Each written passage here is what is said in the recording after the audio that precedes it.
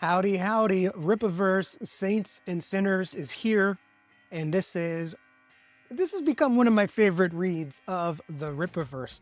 In this video, I'm going to break it down into three different categories. Number one, just talk about the book and my initial thoughts and reviews. Number two, light spoilers, which is going to be kind of tough because this is essentially 5 stories in one. So usually light spoilers, I just look at the first few pages, and then we're going to go heavy spoilers and talk about what was inside the book. So if you want to avoid spoilers, by all means, like, subscribe right now, so that way when you're ready to bounce out, you can just bounce out. But leave a comment below. Did you read this? What did you think? What story interests you the most? Here are my non-spoiler thoughts and review. I did not think that this was going to be as good as I thought it was. That didn't make sense. I did not think that this was going to be as good as it is, because we're dealing with some folks that have not written comics, specifically Will Jordan, I believe that is Critical Drinker, Heel versus Babyface, and Caleb Edwards, which is Mauler, right? Mauler. Jay David, he did Infinitale Chronicles, which I loved. Fantastic books. Eric July, obviously, and the Soska sisters. So going through the stories, I'm going to actually say that the stories are not in this order, but I will just show you they've got like a little cover page for each story. The first one is... That's Saints and Sinners. Here we go. First one is Chasing Ghosts. I enjoyed the art in this one the most. It's the most comic booky art, I think. Diogenes Neves, I don't know how you say that, but good job on that. That was fantastic. Same thing with your inker and colorist. They really made it look like a comic book. That's one of my critiques mainly of the Rippaverse, is a lot of the drawing and coloring is very digital, which I'm sure looks great on a screen, but when you put it on print, it's a little too soft. But this one, I absolutely love the cover, and I'll open up the pages inside to show you what that looks like and what I mean. This one was also really sucked you in, and then it just kind of ends, but not in a bad way. Not in a way that's it. It ends on a note to where it's almost like this is episode 1. You know, anthologies, usually there's not a cliffhanger, but there's a resolution, and it's almost an uneasy, sometimes cringy resolution. This one has a good resolution. But when I turned the page, I was like, oh man, that's it. I thought there was another couple pages coming. This was a fantastic story that I really enjoyed. And that was featuring Ingrid and the Alpha Core. So if you liked the Alpha Core, you will absolutely Chasing Ghosts. The next story, if I can find it here. Let's see. Okay. Try not to do spoilers here. Here we go. The next story here is Across the Bear. And this is by Jay David, aka Drunk 3PO, the author of Infinitale Chronicles that I mentioned before. This one is this one got the most emotional reaction out of me. This one, you're not sure if this is a good guy, a bad guy turned good guy, pretending that's trying to hide being a bad guy. It's for being such a short story, it's very character driven, almost like you're just stepping into the middle of a story, of a character story. It's a little Memento-esque in the way that the character's presented and the flashbacks, the way the stories is told. Overall, though, Across the Bear, definitely one of the best stories. Although I'll tell you this, after reading the story, I wish I didn't get the Across the Bear cover. I got this one because it was Jay's story, but I think I definitely would have rather have gotten Heel versus Babyface's cover on that one. All right, and then The Weight of Restraint. This one was along the same lines of Savage, which I really enjoyed. Actually, not even like Savage. Who would it be like?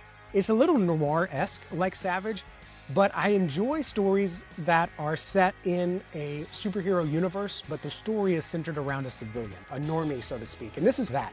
This is a normie that's working for some department, some deep state department, and he's pulling on a thread of something, a case that's going on. And it ends on a character that I did not expect to see in this book, and I won't say anything else about that.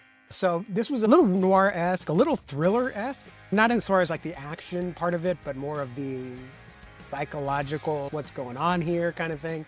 So I enjoyed this one.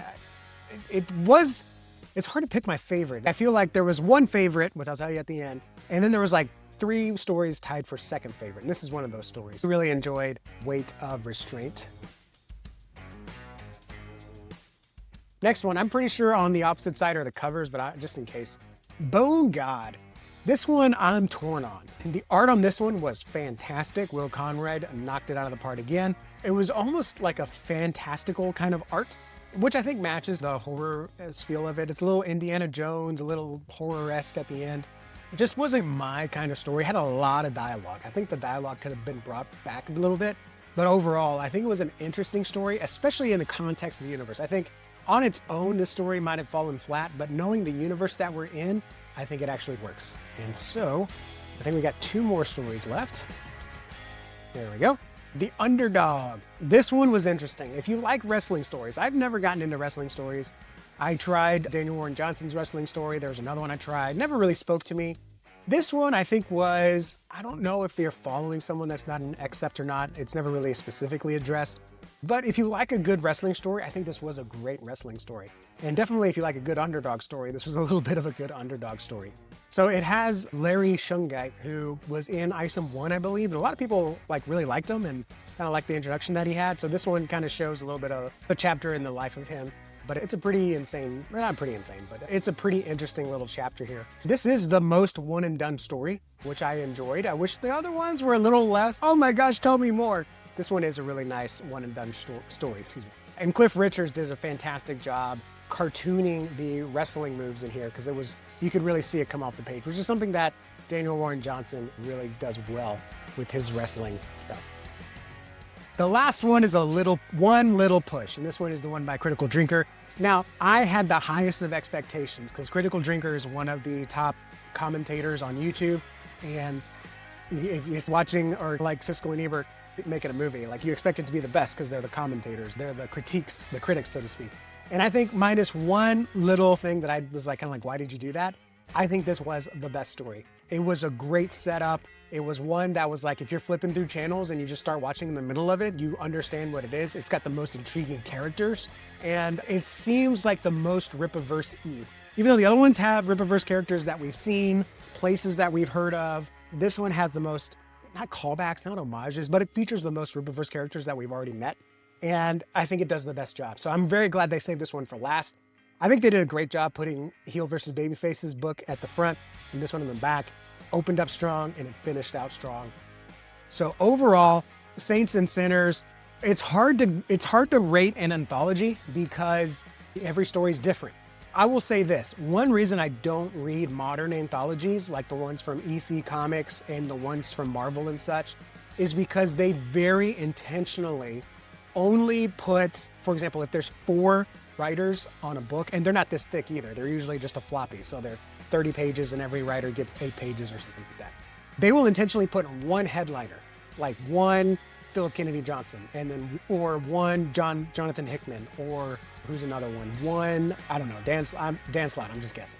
But they'll put one headliner on there, and the rest of them are writers that you've never met, and you don't know if they're any good, and they're honestly actually not that good.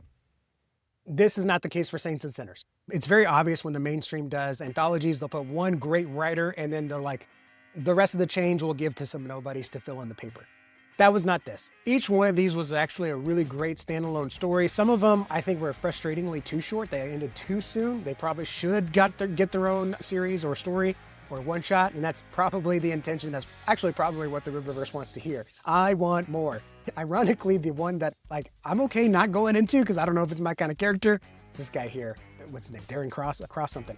So anyways, that is my non-spoiler review. Overall, it's hard to rate it because of the anthology-esque portion of it, but I will say 4.5 out of 5 because most of the art's fantastic. The writing is great. The only reason it's not getting a 5 out of 5 is because there's just a couple of things that I'm I wish the story was just structured a little bit more succinct, a little less dialogue. But the stories that are 5 out of 5s, they're 5s out of 5s, which is fantastic. I think Heel versus Babyface knocked it out of the park. Critical Drinker knocked it out of the park. And I think those knocked it out of the park. The other ones, just minor issues, which we may get into during light spoilers. All right. Also, real quick, before I get into light spoilers, I also got the Dokumon collector cards here. And I will say this, if you want to learn more about the characters, this Dokumon set number 5 has the characters in it. So Cameron Cross, not Darren Cross, Cameron Cross, Jackson, I can't remember his last name, Carney or something like that. Let's see what else. Kane. I'm not going to go to the next one because the next one is a little bit of a spoiler for the last story. So if you want to learn more about the characters, get the Dokumon cards because they really go into detail. Now let's go into light spoilers. It's going to be real tough to review this because there's so many different stories. So I'm just going to do a highlight on each story. First one with Heel versus Babyface. I mentioned I like the comic book art because it is the most comic. I like the art because it is the most comic booky. It's not too digital. It almost looks like it could have been hand drawn. It might maybe digital colored, because that's pretty soft with that gradient there. But I really liked the cartooning on this one. I think the dialogue was on point. Love the action scenes there. She's riding in, getting shot at. And so I really enjoyed that. The coloring, I think, is fine. Very dynamic coloring. And you get an appearance from Sydney Bloodruth. So really enjoyed that one there as well. So I think these are covers. I hope these are covers. I hope this isn't spoiling anything. Major spoilers. I hope it's not like the last page of the book. Across the Bear, man, this one was the one that had the most emotions. And I'm not saying I needed a trigger warning, but you know, sometimes I wish you had told me that was coming. Man, this had some emotions in it.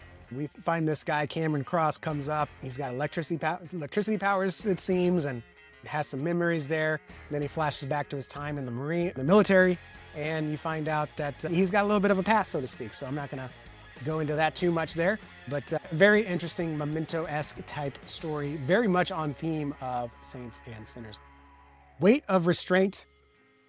This is the kind of deep state thriller of that I mentioned here. I don't remember this intro here. What was this intro about?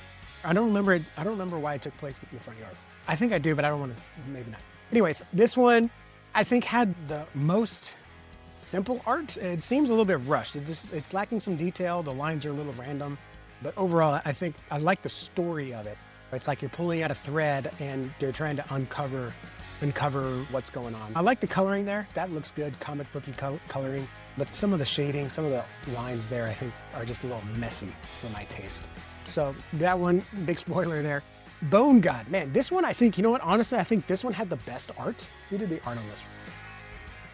Yeah, Will Conrad. I think this one had the best art. It's a very fantastical art style, much like you might see in modern day Conan. I also like those lighting effects. I think that always gets me, stuff like you see in a lot of sci-fi fantasy stuff. So this one though, it had a lot of dialogue. You see how much dialogue is on every page. And overall though, I think it was a really interesting story. I'm just not sure about this also seemed a little long in the tooth, just a little bit. The Underdog, this one was the wrestling story. I think this was the most Rippaverse art, which wasn't bad. It just, nothing really spoke to me on the art side of it. But you got Larry Shungeit's story coming into the big leagues of the SSWL. And it was, like I said, it was nice to have a one and done story. And this one was my favorite. All right, so there you go. I hope that's the cover there. You can see some of the characters that are in there if you're aware of the Rippaverse, who might be in this one. And you get a monologue here from some stranger. You don't know who they are. And then we go into the story of Darren Fontano hiring a hitman to try to kill Yaira. And this is one where, you know, the MacGuffin of why, I don't know if that's the right word, but the reason why Darren Fontano wants to shoot Yaira is questioned here. And I think a lot of people would have totally just whiffed at that. But the way Critical Drinker wrote out Darren's reason for it, spelled it out for you, I think was perfect. I think that was perfect. And at first I was like, why does he want to shoot? Why does he want to assassinate Yaira? And then he explains it without over-explaining, without doing a villain monologue. Made total sense, and it really helped the story along. So that was a real quick look inside. But you can see a little bit of what I was talking about with the art on each one, and a little bit more about the dialogue on each one and the writing. Like I said, there's something for everyone here, but it is mostly a divinity. It's not religiously themed, but it is like good and evil. It's very heavy in the good and evil side of things, both in the characters' pasts, their presents, and what they're doing right now. Overall though, you can see inside, the art is not just serviceable, it excels in many places. And the stories, like I said, these guys are not comic book writers. Half of these guys are not comic book writers. They still knocked that out of the park. Fantastic. I don't know if it's them or Rippa's editors, but just a wonderful job there. Yeah, and you can see why I gave it a 4.5 out of 5. All right, last thing here, we're gonna talk spoilers. Leave if you have not watched this yet, read this yet. If you have read it, stick around. Let's comment in the comments and just put like a little spoilers and then a few line returns. That way you don't spoil it for people reading the comments. But let's look in this and talk about saints and sinners, starting with the heel versus babyface, the Ingrid here. Ingrid is growing on me, and you can tell that heel versus babyface greatly respects Ingrid and how she lives in a world of superpowers without superpowers. Really great introduction here, playing on the not good cop, bad cop, but the, what is the opposite of buddy cops? The cops that don't get along here. The veteran that doesn't want the rootin' rookie. This is the normie cop that doesn't want the accept cop. Although Ingrid's not an accept, right? She's just got the power suit there. But she still does super powered things without her power suit. I think there's a lot of respect to that. And then we get an appearance by Bloodruth, which I was not expecting. This was a little like, she's doing some kind of blood magic to highlight like the next step on their quest. I didn't really understand like what she was doing or how she did it. I would have loved to have a line like, here's the spell that's going to trace some DNA or something. We didn't really get that. It was just, here's some blood. All right, there's where you need to go. See ya. I was a little unexplained there that I could have liked. I would have liked to see a little bit more there. And then we get these characters. We don't get too much about them other than they are doing something with possession, right? There's some kind of, I don't know if it's a demon entity or what, but they're passing possession. And so the husband or the boyfriend is ready for Ingrid to show up. I wish Ingrid didn't go in there alone. That seems like I don't think she's that green to have made that mistake. I think she should have waited for backup. She just went off on her own. I think that could have used some explaining as well. But she gets in the tussle with them, and then we find out that they have some kind of poltergeist, some kind of possession that's superpowering them. And yeah, and they have a battle. She ends up losing, or they get away. Thankfully, she survives. She's talking to my boy Wilkins, you're my boy. And she's, hey, let me know if the other guy comes knocking. And then we get this weird figure here. Who is this? I don't know. This definitely made me do a loud, what?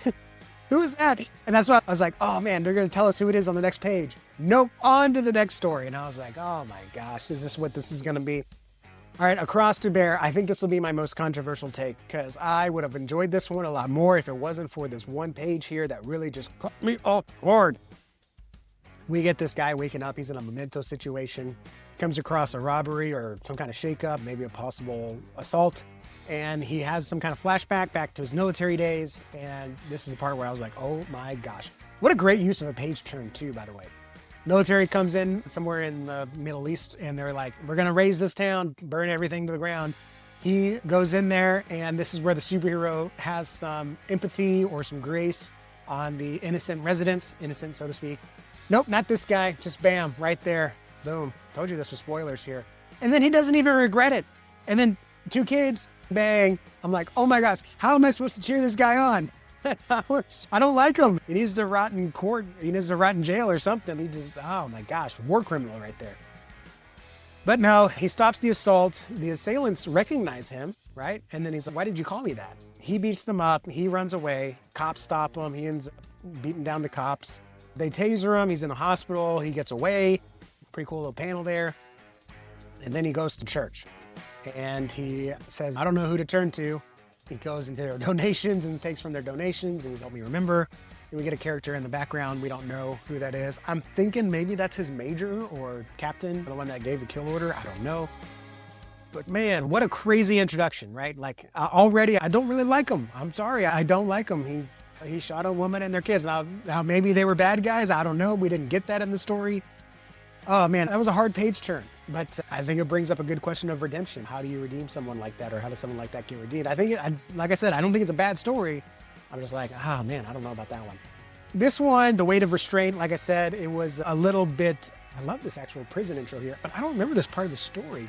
So they got to tell you who this is at the front. And now that I'm talking through it, I remember who it is. But yeah, it's cold open, and then you totally forget about it.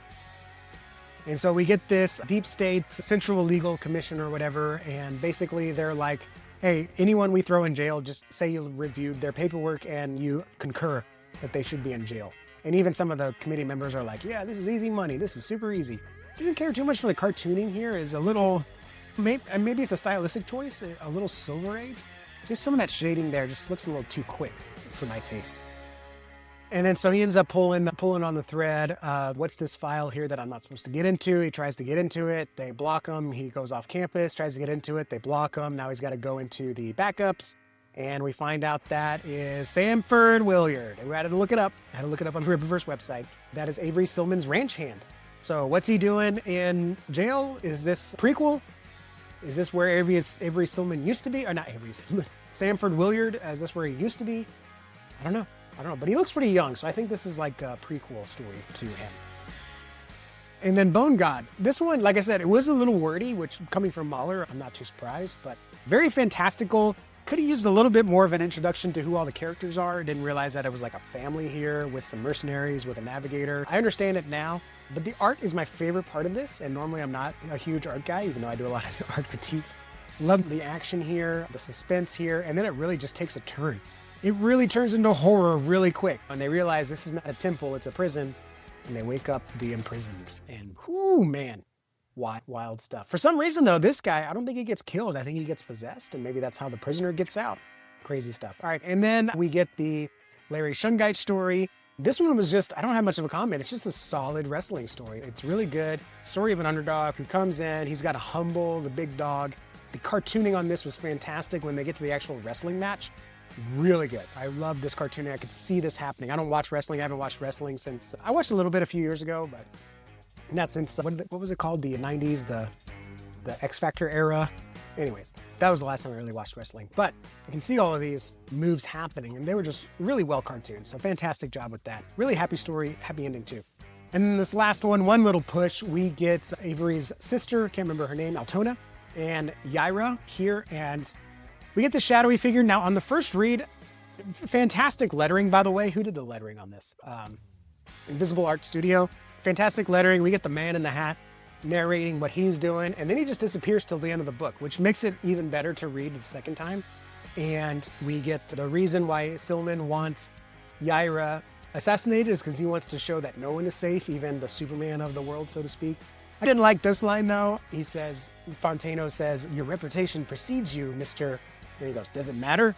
And then he says, "I'd like to put a name to a face." And then the guy says, "You can call me Kane." And I'm thinking, if he didn't know his name, how did he hire him? Who did he say? Give me that assassin guy. I don't know his name. And then he doesn't know his name. You're telling me Fontano let someone in his office that he doesn't know his name? Thought that was a little silly. Everything else though was fantastic. Did seem like a needless line. And so then we realize that Fontano wants to show everyone that he's even more powerful than a god, so he hires Kane. We discover Kane's an Accept with exponential reflexes, or just super fast reflexes. So Fontano essentially sacrifices 2 of his men to make sure that Kane is up for the job. Hardcore, savage. And then we get Yaira, and he does his whole recon to figure out how is the best way to kill her. And then we get her story, and then we get the man in the hat. And then we get his narration, and wow, just wow. So the dude takes the shot, the man in the hat goes over the different multiple outcomes of what could happen, and then he talks about the choice he did make, and he makes Kane miss. Yaira gets pissed. She goes for her retribution. That was insane. And yeah, ends up killing the Kane guy. So I hope he's not dead, because I thought he was an interesting character. I'd hate for him to just be one and done like this. But man, what a fantastic story. I love that last story. Let me know what you thought below. Did I misread anything? Sometimes I read so fast, or I read so slow, I miss things, or I don't see stuff in the art. But I'd love to know what you think after you read it. Leave a comment down below. Let's nerd out together. Thank you guys for watching. Again, fantastic book. Go get it on the Rippaverse website. This is not a crowdfund. They've got mass print covers, so you can basically buy this at any time if you want to check it out. If you like what you saw, go do that. Maybe I'll put a link down below if I have a link.